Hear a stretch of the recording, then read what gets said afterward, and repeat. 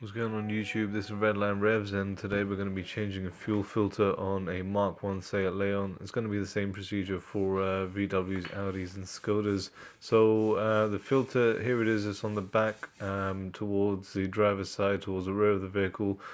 Two lines going to it, each of them have a clip at the end of the connector. You just need to pinch or squeeze that.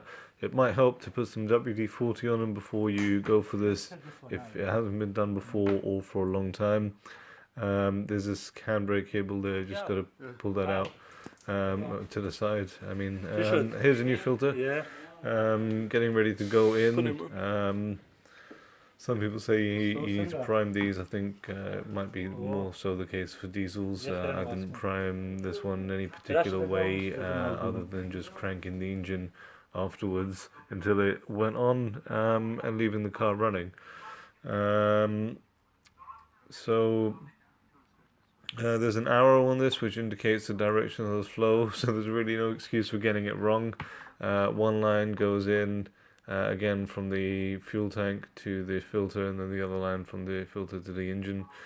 And then just tidy up that cable that's going over the filter again.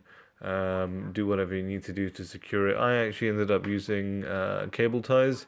But if you had a Jubilee clamp there originally, you can probably reuse that. And yeah, the clips are really easy to put back on. Just push them and slide, and they almost kind of click into place once you've slid them as far as they'll go.